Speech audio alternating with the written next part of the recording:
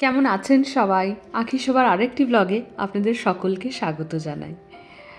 সত্যি কথা বলতে কি, বিশাল যদি রাত 11টাতেও বলে যে চলো ঘুরে আসি, আমি সাথে সাথেই রেডি হয়ে পড়ি।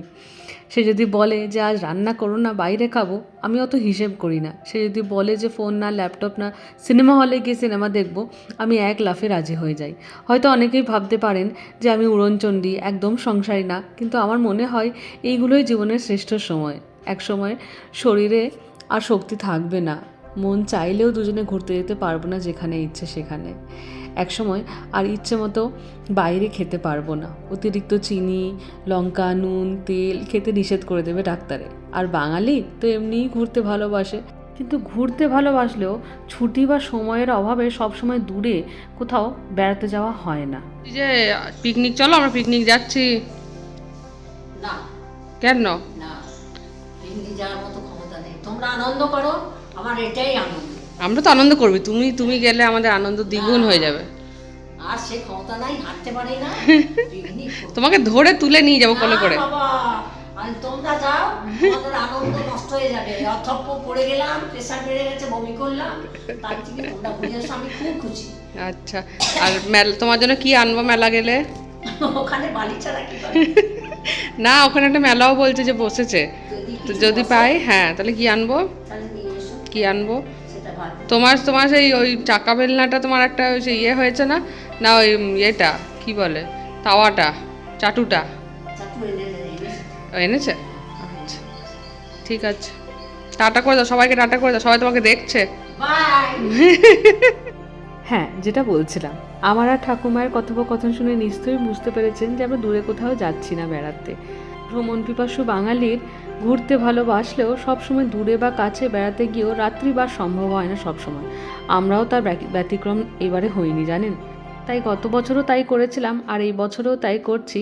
এই যে শীতের সপ্তাহ অন্তরে আমরা সবসময় চেষ্টা করি কাছের এমন জায়গায় ঘুরে আসতে, যাতে সকালে বেরিয়েও সন্ধ্যের মধ্যে যেন বাড়ি ফিরে আসা যায়। তো আজকে আমরা এই ছোট্ট গ্রুপটি চলেছি ভাসরা ঘাটে। ভাসরা ঘাটটি হচ্ছে পশ্চিম মেদিনীপুর ডিস্ট্রিক্টে অবস্থিত একটি ঘাট। ঘাটটি অবস্থিত রয়েছে পশ্চিম মেদিনীপুরের একদম বর্ডারে, আর ঘাটটির পাশ দিয়ে বয়ে যাচ্ছে সুবর্ণরেখা নদী। ব্রিজটি নির্মাণ হওয়ার আগে একদিকে ছিল নয়াগ্রাম আর একদিকে ছিল খড়গপুর, যেটি প্রায় মানুষজনকে অতিক্রম করতে হতো, 100 কিলোমিটার ঘুরে যেতে হতো। যে কারণে সুবর্ণরেখার নদীর ওপরে নির্মাণ করা হয়েছে জঙ্গলকন্যা সেতু 2016 সালে। অসাধারণ জায়গাটি, আর এখন বিশেষ করে এই শীতকালে এটা হয়ে উঠেছে খুব সুন্দর একটি ট্যুরিস্ট আর পিকনিক স্পট। প্রচুর লোকজনেরা যায়। তো আমরাও বেরিয়ে পড়েছি একদম সকাল সকাল। এই মুহূর্তে দাঁড়িয়েছে, একটু রেস্ট নিচ্ছে গাড়িটাও, আর আমরাও তো একটুখানি, এই শীতকাল মানেই তো বিভিন্ন ধরনের কেক, ফ্রুট কেক, বিভিন্ন ধরনের ক্যান্ডেলস আর খাওয়া দাওয়া আর কি।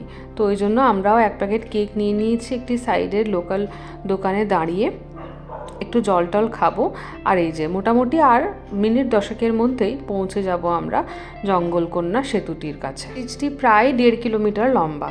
যারা একটুখানি নেচার ভালোবাসেন, বা নদী, জল বা ন্যাচারাল বিউটি এমনিই যদি কারোর ভালো লাগে, যদি আপনারা কলকাতা থেকে আসছেন, তাহলে খড়গপুরে নেমে প্রচুর বাস পেয়ে যাবেন যেটি এই রুট দিয়ে আসে।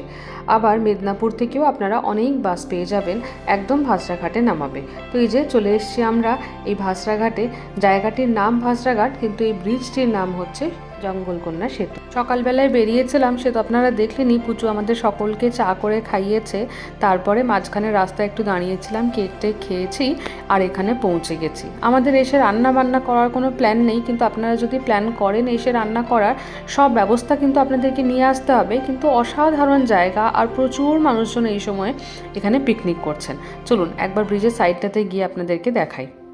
ব্রিজের এই সাইডটিতে যেহেতু রাস্তা কাটা রয়েছে, সেই জন্য মানুষের ভিড়ও কিন্তু এই দিকটাতে বেশি। একদম পরিষ্কার জল, দেখেই মনটা ভালো হয়ে গেছে। ব্রিজের ওপর থেকেই জলের তলাটা অবধি দেখা যাচ্ছে। প্রচুর মানুষজন এসছেন এই সময়টাতে পিকনিক করতে। ব্রিজের উল্টো দিকটিতে ভিড়টি একটু কম রয়েছে। বিভিন্ন ধরনের ওয়াটার অ্যাক্টিভিটিস, যেমন বোটিং বা ওয়াটার সাইক্লিং, পাবলিক এবং ট্যুরিস্টদের জন্য অ্যাক্সেসেবল করে দেওয়া হয়েছে এই 25শে ডিসেম্বর থেকে। অতএব ছোটো বাচ্চা নিয়ে এলেও যদি তারা জলে নামার খুব জেদ করে, তাহলে কিন্তু বাবা মারা অনায়াসেই আনতে পারবেন। খুব যত্ন সহকারে ওনারা বাচ্চাদেরকে এই ওয়াটার অ্যাক্টিভিটিসগুলোই ইনভলভ করছেন, আর দেখতেও ভারী মজা লাগছে। চলুন এবার যাই আস্তে আস্তে নিচের দিকটাতেই কি আছে কেমন আছে না আছে দেখি। আমাদের রান্না বান্না করার অবশ্য প্ল্যান নেই, আমরা এখান থেকে একটু বিকেলেই বেরিয়ে যাব, তারপরে মাঝখানে রাস্তায় কোনো হোটেলে খেয়ে নেব। আসলে এই সেতুর আশেপাশে কিন্তু কোনো হোটেল নেই, অতএব আপনাদেরকে যদি একটা বোতল জলও লাগে আপনাদেরকে সেই যেতে হবে প্রায় 3-3.5 কিলোমিটার অতিক্রম করে মেন বাজারে, ভাজরাঘাট বাজারে। তো সেইখানে গিয়ে আবার আপনি মানে যেটি প্রয়োজনীয় সেটি কিনতে পারেন। অতএব যখন এখানে আসবেন একটু হাতে যেগুলো একদম ইমিডিয়েট লাগে, যেমন ধরুন জল বা টুকটাক চিপস বিস্কিট বা একটু ব্যান্ডেড বাচ্চা থাকলে বা ওষুধপত্র, এগুলো কিন্তু আপনারা সঙ্গে করে নিয়ে আসবেন। আর রাত হওয়ার আগেই চেষ্টা করবেন বেরিয়ে যেতে, কারণ আমরা যখন আসছিলাম তখন যেহেতু এটা জঙ্গলমহল, চারিদিকে দেখছি রাস্তার দুধারেই কিন্তু বিশাল বড় বড় খালকাটা রয়েছে। আর ইদানিং আমরা কয়েকটি জায়গায় খবরও পেয়েছি যে হাতির একটি বিশাল বড় গ্রুপ কিন্তু জঙ্গলে দেখা গেছে, জঙ্গলের পাশে একদম মেন রাস্তায়। অতএব সেই সাবধানতা নিয়ে আপনাদেরকে কিন্তু আসতে হবে। এই যে চলে এসেছি আমরা নিচেটাতে, এখান থেকে ব্রিজটা দেখা যাচ্ছে। আর আজকে 2025 সালের 31শে ডিসেম্বর, শেষ দিন এই বছরের, তাই সূর্যাস্তের সাক্ষী আমরাও হলাম আর সঙ্গে আপনাদেরকেও রাখলাম। ফিরে এসেছি বাড়িতে প্রায় আধ ঘন্টা মতন হলো। সকালবেলায় কেক নিয়েছিলাম রাস্তায় দাঁড়িয়ে, তো আপনাদেরকে দেখিয়েছি। তো আমরা এখানে এসে একটুখানি কেক খেয়ে নিয়েছি, আবার বেরোবো আমরা ভাবছি, যেহেতু ভাই এসছে তাই সবাই মিলে ভাবছি আবার একটুখানি রাত্রেবেলায় ডিনারের জন্য বেরোবো। তো যাই হোক চলুন আজকে এখানে যাব। এই প্যারাডাইজের বলতে রিসর্ট প্যারাডাইজের বিভিন্ন ধরনের সেকশন রয়েছে, এ তো আপনাদের দেখিয়েছিলাম। তো আমরা এখন চলে এসেছি বাড়িতে। এই যে দেখুন মামা ভাগ্নির নাচ কেমন সুন্দর, স্টেপটা দেখে নিশ্চয়ই গানটা গেস করতে পারছেন, গেস করে জানাবেন তো কমেন্টে। তো যেটা বলছিলাম, এই রিসর্ট প্যারাডাইজে তো বিভিন্ন ধরনের সেকশন রয়েছে। তো আমরা বিরিয়ানির যে সেকশনটি রয়েছে রাজ নবাবি বলে, সেখানে তো আপনাদেরকে নিয়েই গেছিলাম। আজকে এসেছি আমরা এই 31শে ডিসেম্বরের উপলক্ষে রাজ দরবারে। রাজ দরবারটি হচ্ছে পিওর ভেজ। পিওর ভেজ বলতে যারা একদম পেঁয়াজ রসুনও খান না তারাও কিন্তু অনায়াসে এখানে আসতে পারেন। কি রেসিপি দেওয়া হচ্ছে, কি মশলা ব্যবহার হচ্ছে, সবটাই কিন্তু ওনাদের মেনু কার্ডে ভীষণ ক্লিয়ারলি লেখা রয়েছে। একদম পেঁয়াজ রসুন কিচ্ছু ব্যবহার হয় না। তো আমি একটু প্রথমে ডাউটফুল ছিলাম যে এতগুলো টাকা দিয়ে আমরা জিনিসটা যেটা খাচ্ছি সেটা আদৌ ভালো হবে কিনা, আর এমন সব গালভরা নাম বুঝতেই পারছিলাম না যে কোনটা কেমন হবে। ওই জন্য পুরোটাই বিশালের ওপরেই ছেড়ে দিয়েছিলাম যে তোমরাই অর্ডার করো। তো এই যে স্টার্টার যেগুলো রয়েছে সেগুলো এটা দিদিভাই অর্ডার করেছিল। এটা কিন্তু অসাধারণ খেতে, জানেন। এই মুহূর্তে আমার নামগুলো মনে পড়ছে না, কিন্তু ভীষণ ভালো খেতে। আর এই যে চলে এসছে কথা বলতে বলতেই পনির টিক্কা। আমরা 3-4টে স্টার্টার অর্ডার করেছিলাম। আর বিশাল কিন্তু সবসময় বলে ভেজ খাবার যদি ভালো করে বানানো হয় তাহলে ননভেজকেও কিন্তু হার মানায়।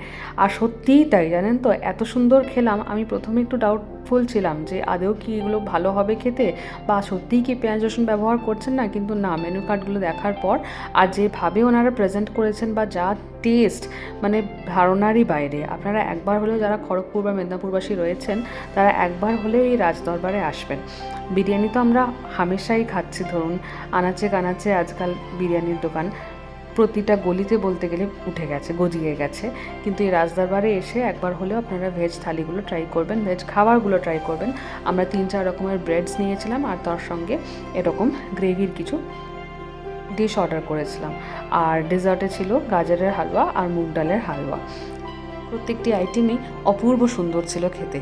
অ্যাম্বিয়েন্স বলুন বা খাবার দাবার একদম 10 on 10। মিষ্টি মুখ করে আর ভালোবাসার মানুষগুলোকে পাশে নিয়ে শেষ করলাম এই ভিডিও এবং এই বছরের শেষ ভিডিও। আপনারা প্রত্যেকে ভালো থাকবেন। দেখা হবে খুব শিগগিরই পরের একটি ব্লগে। সবাই খুব ভালো থাকবেন, সুস্থ থাকবেন, সাবধানে থাকবেন।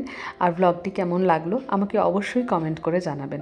ভালো লাগলে লাইক, শেয়ার, সাবস্ক্রাইব, কমেন্ট করুন। দেখা হচ্ছে খুব শিগগিরই নতুন বছরে পরের একটি ব্লগ।